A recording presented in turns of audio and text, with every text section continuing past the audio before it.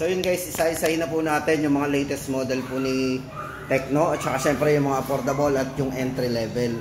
Ito guys, so unahin na natin to, yung naghahanap ng mga murang-murang smartphone Tecno. Guys, ito Spark 10C. Ito guys, so naka 80 gram. So ito guys, for Spark 10C, 128 na po internal memory nito. So ayan po. Kung naghahanap ka ng affordable phone, check po natin yung kanyang internal, tapos yung presyo. Kung price po ang ating pag-uusapan, ayan po, 4,199. Sa halagang 4,199, meron na kayong 8GB RAM. Tapos naka 128 po ang internal memory. Ayan. So 5,000 mAh battery. Naka Type-C na po yung kanyang charging.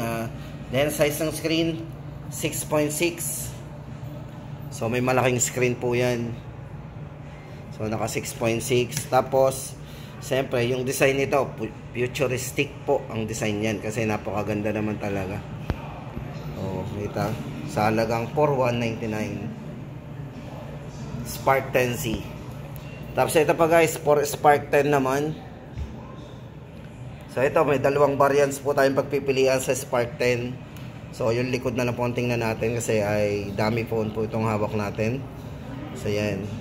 So para sa dalawang variant po ng Spark 10 guys, ito ay merong isang 4GB RAM, 4,999.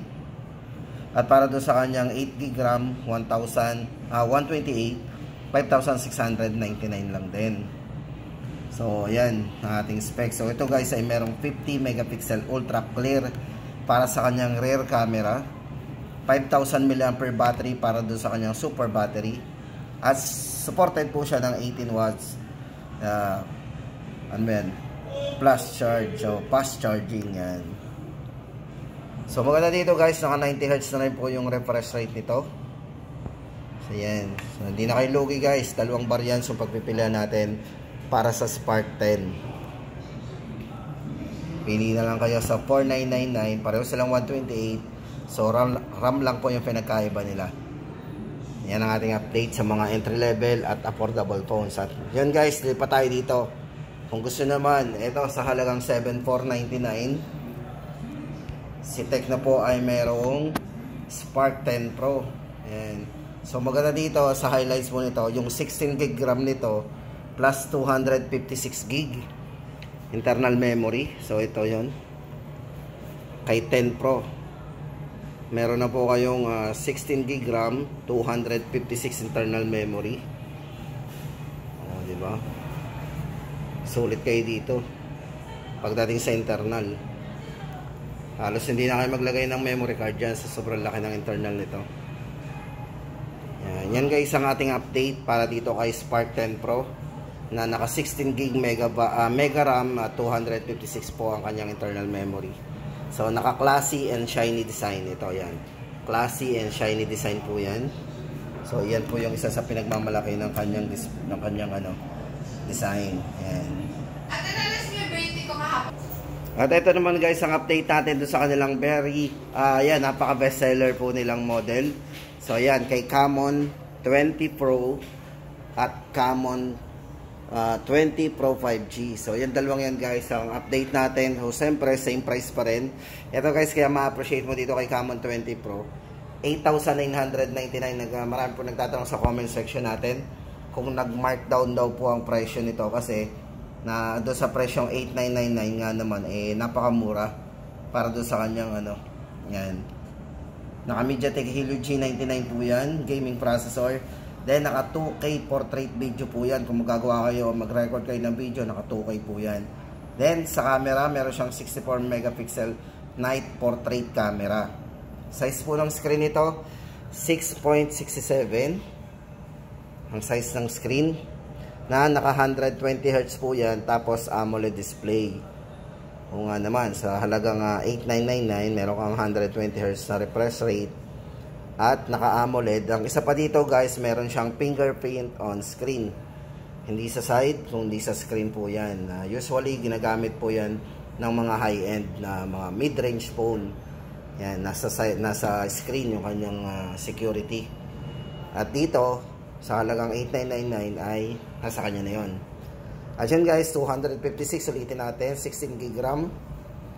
So yun guys ang ating update para sa Camon 20. So yun guys ang ating update para sa Camon 20 Pro. Ayan guys, so basahin natin mabilis. Ito guys, naka MediaTek Helio G99 gaming processor, 2K portrait video, 64 megapixel para sa night camera, 6.67 120Hz na naka-AMOLED display with fingerprint on display. So yan, 256 GB na rin po internal storage at naka 16 GB of RAM.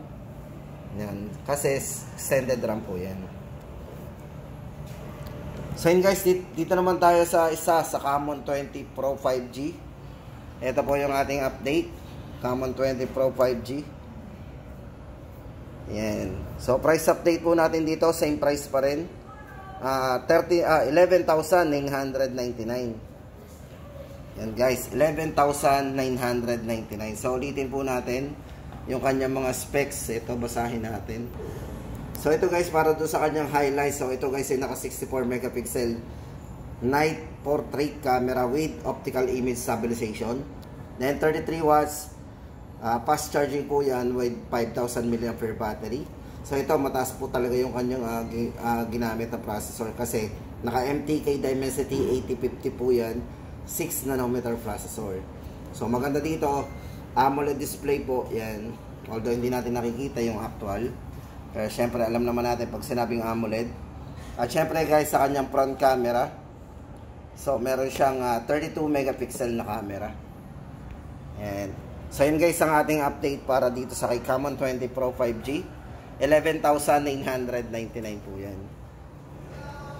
So yun guys, lipat pa tayo sa mga iba pong model. Baka hinahanap nyo pa po yung mga model na to.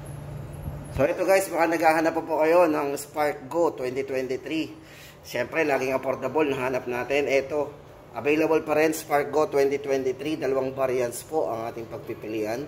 Para doon sa 3GB RAM, 64GB internal memory, 3,599 po. So yan po yung presyo na napaka-affordable. At yun, kung 4GB RAM naman, 64GB internal memory, 3,799. Mag-add lang kayo ng 100 pesos. Mataas na po yung RAM, 4GB RAM na. No, diba? Doon na tayo sa mas mataas. So check po natin yung kanyang highlights yan. Para po doon sa Spark Go 6.6, naka high definition na po yung kanyang screen. Tapos large memory. Tapos naka-back, yan, may back fingerprint. So guys, ito yung back fingerprint nyo. At naka 13 megapixel na po yan, AI dual camera with 5,000 mAh battery na naka Type-C na po yan. So yun guys, sa mga naghahanap pa po ng POBA Neo 2 guys, ito po yung ating price update, 6,999. So yun guys, basahin natin kung ano ba mayroon dito kay POBA Neo 2. So guys, ito ma-appreciate mo sa kanya, 7,000 mAh battery. Then kung gaming processor, ito ay naka Helio G85 processor at naka 90Hz po yung refresh rate. Size po ng screen niya is 6.82. Yan ang kanyang size ng screen. Check po natin yung kanyang likod. So yun guys ang ating update kay POBA Neo 2, 6,999, 6GB RAM, 128 po internal memory. At ito naman guys sa mga naghahanap ng POBA 4, eto, yan, 7,999 pa rin po. Kasi talagang ito ay hindi pa rin bumababa hanggang ngayon. Kasi ito, basahin natin ito, naka Helio G99, 6 nanometer processor po yan. Naka 90Hz na rin po refresh rate. Size ng screen, 6.82 display. At yung maganda po dito, naka 6,000 mAh battery. Supported po yan ng 18 watts fast charging. At syempre yung RAM nito, naka 13GB of RAM. Yan, kasi extended po, 8+5. Sa camera guys, meron po itong 50 megapixel na camera. So yun ang ating update para dito kay POBA 4 ngayong August 22, 2023. Yan.